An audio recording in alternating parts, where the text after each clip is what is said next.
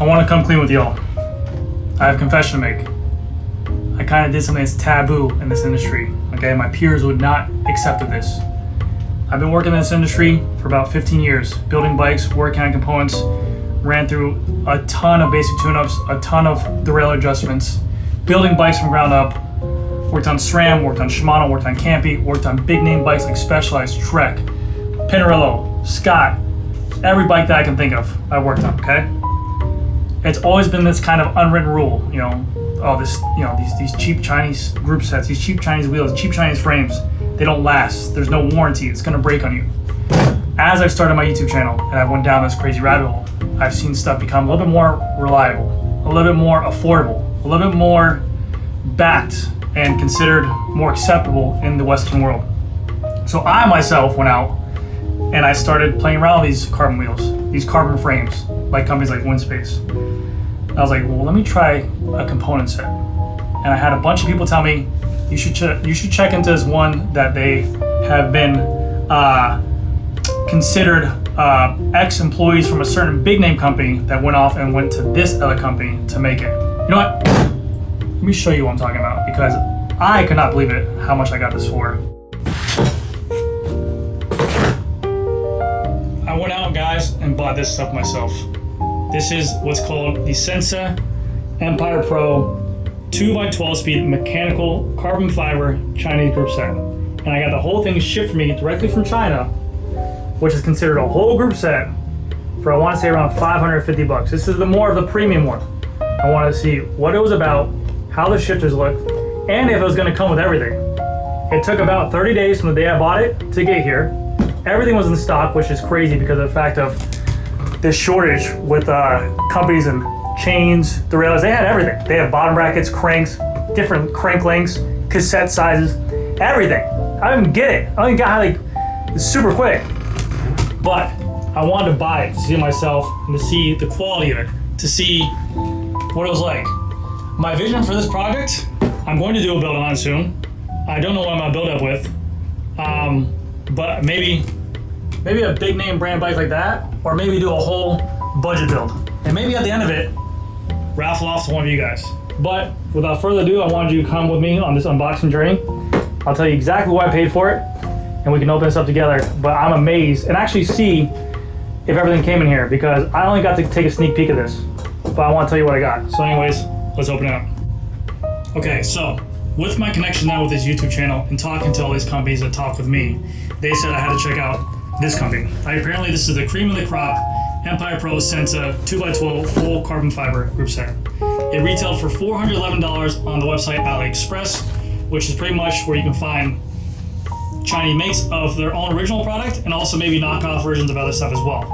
Now what you're thinking to me is $411 was crazy, but I ended up paying $531 after they charged me for shipping and for some reason tax, but they charged me tax as well. So $531 is what I'm into this whole group set for, but this is supposed to come with everything. I'm talking about rotors, bottom bracket, chain cassette, crank, everything, so I can build this bike up.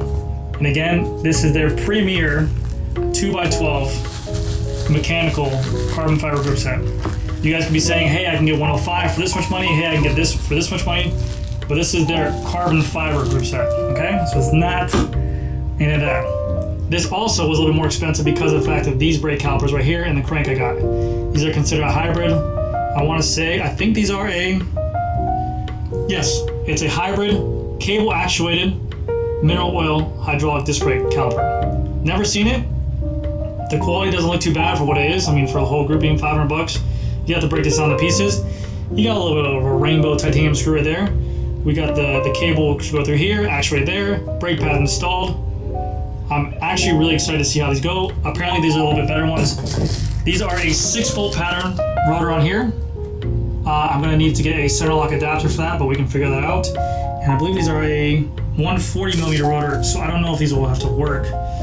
If I can run them, I just have to run them without any kind of adapters for the brake rotors. But we got two 146 millimeter bolts there. We also have the front brake caliper as well. Shifters. Now, I want to open these things up and show you guys because these things are badass. If you guys remember back in the day, SRAM Red 10 speed, mechanical shifting. the cream of the crop. That's what I yearn to have. I always wanted it. They had the double tap shifting. Mark Cavendish ride it. Every single pro rider, I think, was mainly on SRAM Red. Now the titles have turned, or the tides have turned, and everyone's kind of on Shimano. But back in the day, that clean-looking SRAM Red shifter with a double tap, this is similar to it. Now, it's rumored to be that a bunch of the SRAM ex-engineers went over to make this company, Sensah Empire Pro, but I don't know. I want to feel the shift quality once on a build, but in terms of in my hand, it feels just like that old double tap. So what this is, there's only one brake lever. You pull the brake lever back to actuate the brake. So that's gonna actuate your brake right there. And then the shift, one large one to go up, to go down. So you push past that first click, and then you tap it real quick to go down, like you're sprinting into your harder gears. So you can see the cable actuator there. But this stuff used to be like the best of the best. And then back. Very cool looking. Nice aggressive texture on the rubber. I mean, I'm really excited to build this thing up. I'm almost tempted to put this on a Tarmac SL7 to see the weight of it. It doesn't feel that bad. It comes with a mechanical cable. I'm gonna need my own brake wires for that. We have the left and the right here. Nice rubberized textures on there. Very clean looking, very slick looking. Now the rear derailleur itself, I mean, this almost looks, again, I don't know what it is. This almost looks like like them back in the day. This looks like a SRAM Red rear derailleur. I'm just gonna say, it looks crazy, man. You have a carbon fiber cage, the Empire Pro, just nice regular pulleys on there. Man, for all this for $511 is crazy to me. That's $511 shipped to me, to my doorstep, and them still making a profit on that, which is absolutely insane to me. High and low screws. This looks just like old SRAM Red derailleur. And then the old Sensah Pro front derailleur. Nothing crazy about it.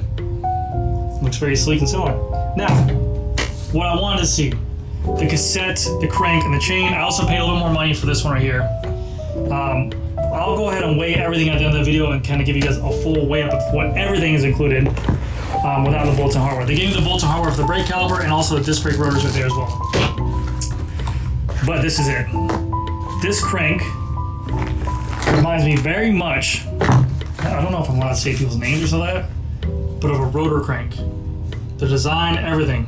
The front of it looks like a badass crank. I know they make different versions of it, but we have a nice little 3-bolt chainring direct mount there. Put this over here on the side. We have our chainring bolts right there to mount it. We have a chain. I've never even heard of this brand, never even knew this brand existed. This almost looks like a single speed chain link. We'll see how this works for 12 speed, but it is marked. They make 12 speed, 11 speed, 10 speed, 9 speed.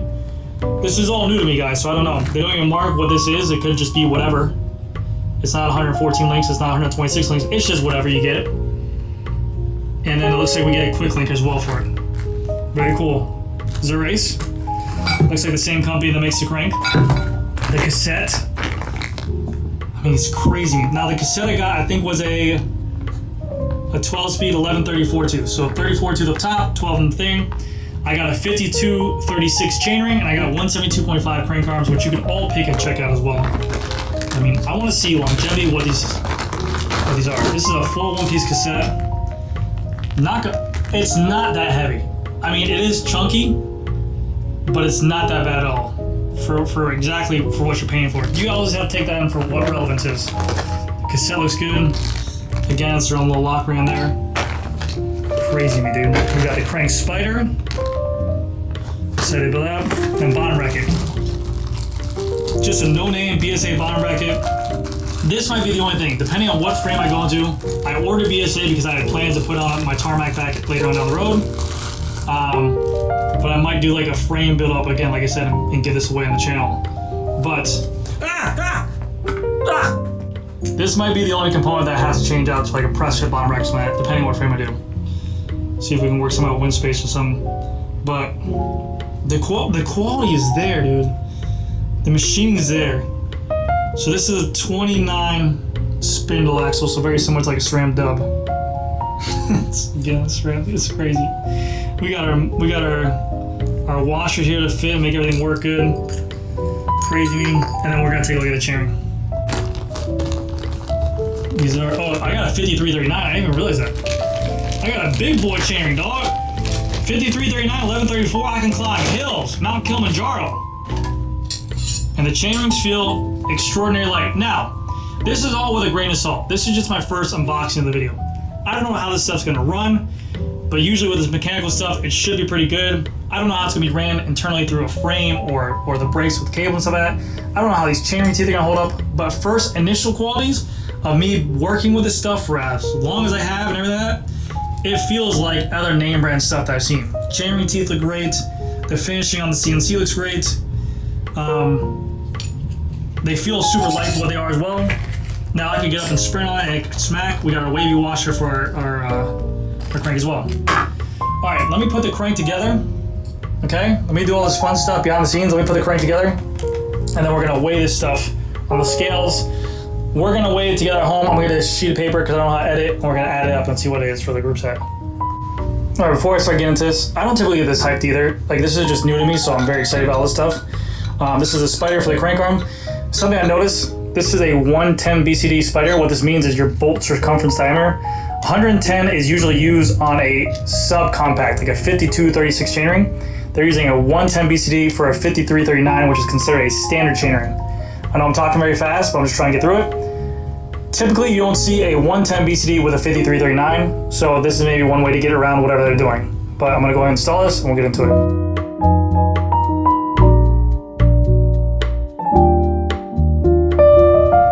All right, chainring is going on, the spider. Keep in mind, this little knob will always go usually where the crank arm is for support. This is going on the outside as well. And then for the smaller chainring, you're always going to line up. Let's see. Well, it doesn't have really any markings on here where to line up, so we're just gonna look at it. We're gonna match up.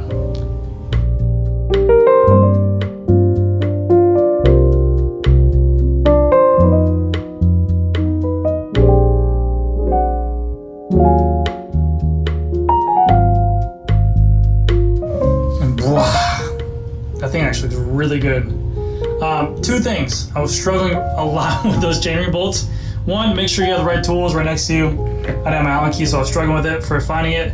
And two, make sure you always tighten up to the exact torque what you want on these chainring bolts and also the spider. This is where you put a lot of your power at. Make sure you don't do that. Make sure you do not over tighten your bolts as well. You can strip out these crank bolts really easily, or these chainring bolts, and also you can break them. So I've seen that before, but make sure you always tighten down your spider bolts and also your chainring bolts as well. But that crank looks hot, dude. That's a good looking crank, man. That looks like a rotor crank. A rotor crank. That thing was badass. All right, let's wait.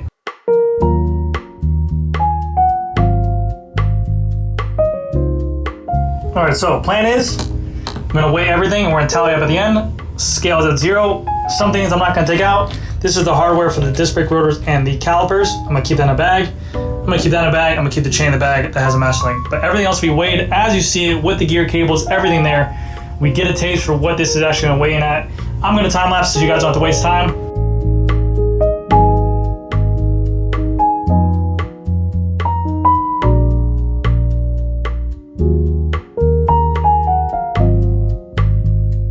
All right, so in conclusion of that whole time lapse, which took a lot longer than what it looked like, we got all of our things. This is every piece of hardware that comes with this bike. I'm talking bolts and everything. These are everything you see right here. For the Sensah Pro 12-speed 2x12 mechanical shifting semi-hydraulic cable actuated disc brake, it comes out to 2,740 grams. To give you reference, a 105 11-speed mechanical shifting is 2,478 grams. And for SRAM Force 22 HRD, so this is mechanical shift hydraulic disc brakes, 2,232 grams. Now, granted, that is a 11-speed. This is a 12-speed. This is a 12-speed. There is a lot of parts you can change on this bike to make it a little bit lighter, and you're only getting at it for $530. This whole setup is $530.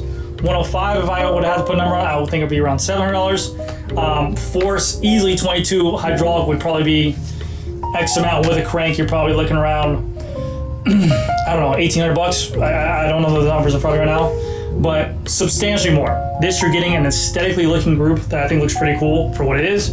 You're getting some bits and pieces of carbon fiber on here. The rotors are probably trash. They're Wilsh 140s. You could swap out stuff and find what's lighter. Definitely like the rotors, 167 grams.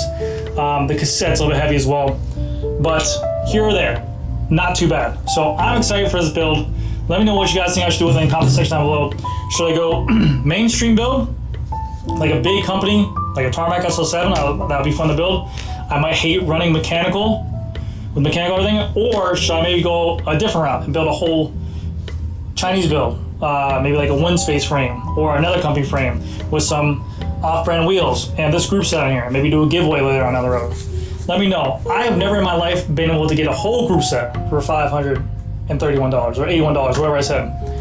My Shimano Ultegra 12-speed Di2 right now, I think my crank set's around that price. So, yeah, I'm excited to see what happens, guys. Let me know what you guys think down in the comment section below. Thank you guys again so much for watching, and hopefully you guys had a fun time enjoying this. I know I did. Let's see what happens with this later down the road. Bye.